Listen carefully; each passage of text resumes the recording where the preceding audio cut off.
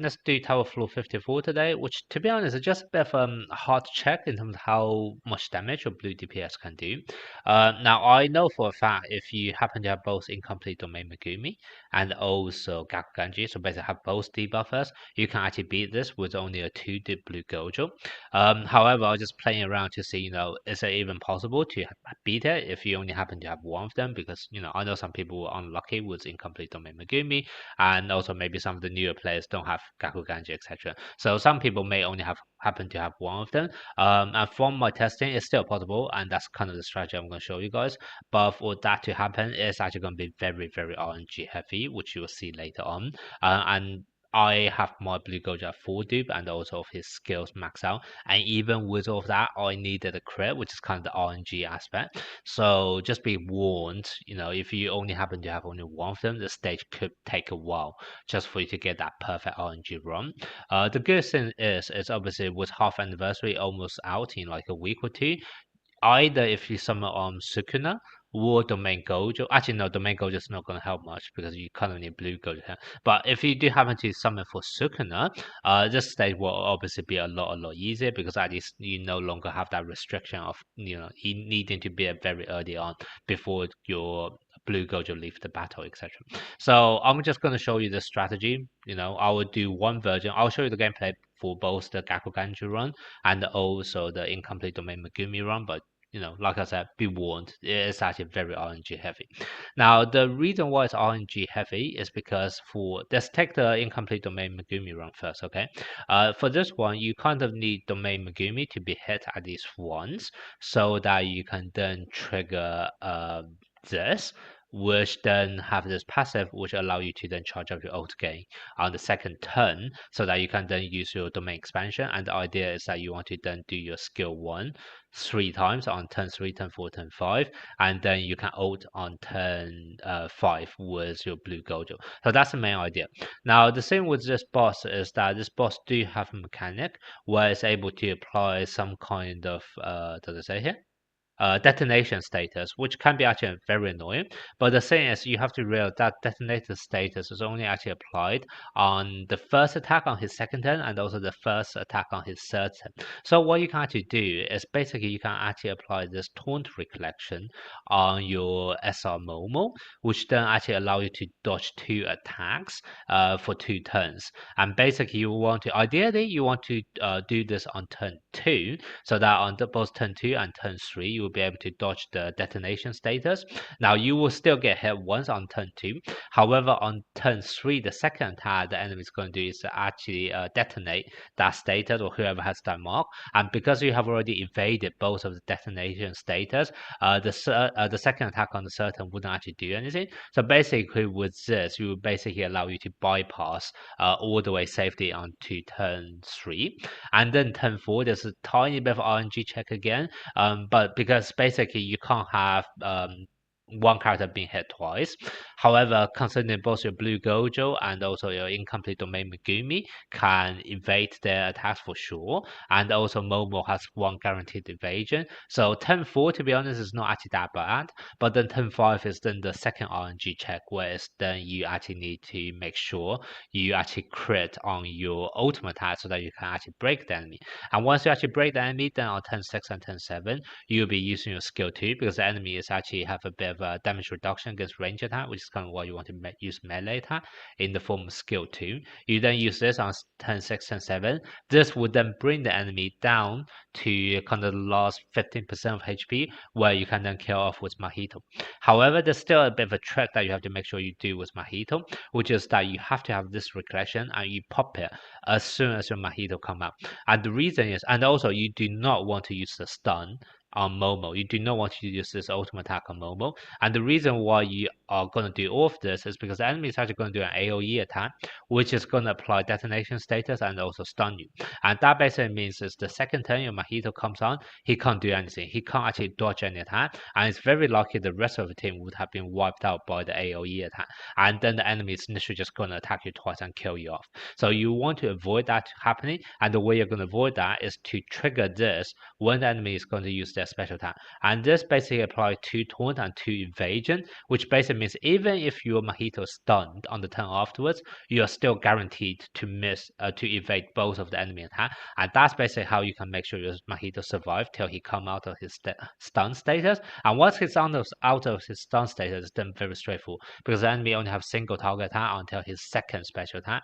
And then what you can do is just keep on spamming your skill 2, charge up your ult, and then finish off the enemy. So that's kind of why this recollection is very important, and that's also the reason why for your Momo, you definitely do not want to use his ultimate attack, her ultimate attack, because if you actually stun it, this is going to mess up your turn order onto your recollection.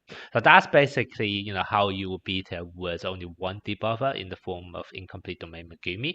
But like I said, it's very RNG heavy, because first of all, you have to make sure your domain Megumi get hit once, and then you need to have a crit on your Gojo as well. And maybe potentially on turn 4, you have to be slightly lucky with the enemy targeting as well. So it's definitely very, very RNG heavy. I think it took me like at least half an hour to get that perfect run. So, just be warned. And then the second variation, which is going to be the one with Gakuganji, it's actually going to be very similar. Idea that you also want Gakuganji to be hit on turn 1 so that you can actually trigger the passive ability of this, which gives you 20 curse energy, because the extra 20 curse energy is actually going to be what's needed in order for your Gakuganji to spam his skill 3 all the way from turn 2 to turn 5. So that's basically the main thing. Now, if you do not want to go with this RNG, it can actually be made slightly easier for the Gakuganji version if you happen to have this one. If you actually have this, imagine you use one, and you also have it as 3D, this can also give 20 curse energy. So that is basically making it less RNG heavy. But obviously the requirements is, first of all, you need to have this recollection, and also you need to have it at least 3D, so be warned about that. And the other nice thing about Desperate Wasp is, even though there's a bit of RNG here, it does give you a slightly higher damage dealt buff as well, so potentially you can get away with maybe one less dupe on your blue Gojo, etc. Now, in order for Gakuganji to actually survive at least one attack from the enemy, you actually need a bit of a damage reduction, and the one I'm going to choose is going to be Sukuna's Vessel, because this is basically the active ability is what allows your Gakuganji to survive at least one hit and trigger his recollection. But then at the same time, you also have this passive, which have that resurrection status. So even if you got unlucky with enemy targeting and your Yaga actually dies, at least you have a second chance here, just to make it slightly less RNG heavy. Now the rest of the strategy follows. Ideally, you want to trigger this recollection on turn 2 and turn 3 in order to dodge the enemy detonation status. But what you actually see from my gameplay later on is that my Gakuganji didn't get hit on turn 1, but I decided to just play along with it anyway, because in case he get hit later on, because unlike incomplete domain Megumi, where I have to get domain Megumi get hit on turn 1 in order so I can domain expansion on turn 2, Gakuganji, as long as he get hit on one of those turns, I am able to then trigger this recollection ability. So that's kind of why I decided to play alone. But if you are actually going to do like that, you then cannot activate this taunt recollection on turn 2, because if you actually activate this taunt recollection on turn 2, Gakuganji wouldn't then get hit at all on turn 2 and turn 3, and then on turn 4 it's too late. You need to activate this recollection passive before that. So that's kind of why in my run later on in the Gakuganji version, you will see me still go along with my strategy. However, on the second turn, I decided not to activate this taunt recollection and relied on RNG for the enemy to actually hit his detonation move on either my Momo or my blue Gojo in order for that to miss. And luckily it did, and then that's kind of why I then managed to play along with my Gakuganji to get hit, activate the recollection effect, and then I only activate taunt recollection on turn 3 and turn 4, and then the rest is still kind of follows. Your blue Gojo need to crit on turn 5, and then Mahito pop off his recollection and then go for domain expansion afterwards. うわ、大丈夫かな。最善の一手をやるか。可愛く叩き。やっちゃっていいの？さて、楽しくなってきた。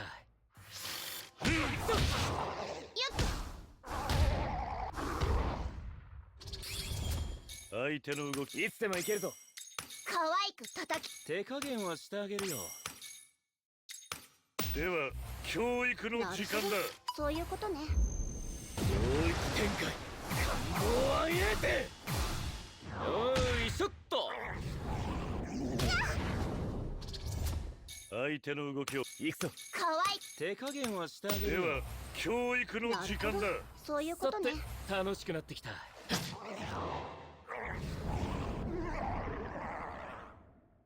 最善の一手をやるか。かわいやっちゃっていいの？授業を始めよう。い。なるほど、そういうことね。さて楽しくなってきた。ガラケ相手の動きをやるか。なめられる。それじゃおしまいにしようか。では教育の時間だ。読めたわ。ガラケ術式判定赤。やっぱりレベルが違う。相手の行くぞ。なめられる。やっちゃっていいの？ガラケよーいそっと。相手の隙を行くぞ。準備。やっちゃっていいの？授業を始めよう。オッケー、読めたわ。ここで叩く。よーいそっと。あ、そういえばこのごめん、あとよろしく。待ちくたびれたよ。行くぞ。準備できてるから。始めようか。ほらほら、どうしたの？行くぞ、総力戦だ。これで払い切る。はあ、それ。まさか。やっぱりこっち。何これ、気持ち悪い。何これ、ほらほら、どうしたの？やっぱりこっち。何これ、ほらほら、どうしたの？やっぱりこっち。今ならいけるね。今ならできるよね。領域展開、自閉円鈍化。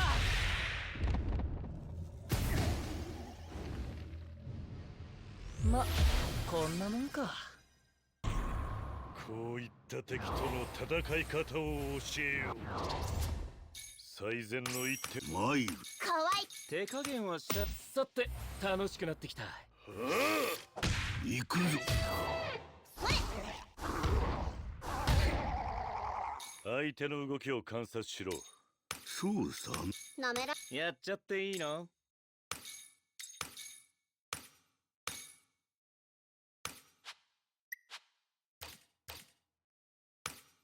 では教育の時間だ。そういうことね。よーいそっと。相手の動きマイル。可愛く叩き直す。やっちゃっていいの？では教育の時間だ。読めたわ。さて楽しくなってきた。くらい。相手のそうさ。なめら。やっちゃっていいの？授業を始めよう。なるほど、そういうことね。さて楽しくなってきた。くらい。相手のマイル。なめら。それじゃおしまいにしようか。授業を始めよう。なるほど、そういうことね。術式判定赤。やるな。相手の隙をそうさ。なめられる。やっちゃっていいの？はあ、行くぞ。それ。よーいそっと。相手の隙を見逃すな。そうさの。準備で。やっちゃっていいの？授業を始めよう。なるほど、そういうことね。よーいそっと。あ、そういえばこのごめん、あとよろしく。待ちくたびれたよ。どうしよっかな。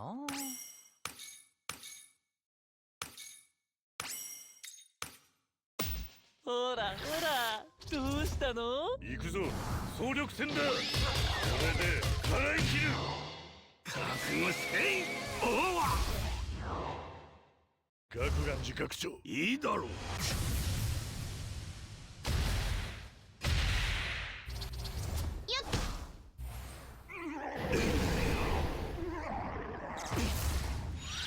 やっぱりこっちじゃない。何これ、気持ち悪い。相手の動きを観察しろ。どうしよっかな。授業を始めよう。ほらほら、どうしたの？やっぱりこっちじゃないとね。始めようか。授業を始めよう。ほらほら、どうしたの？まさか。やっぱりこっち。今ならいけるね。今ならできるよね。領域展開、自閉エンドンか。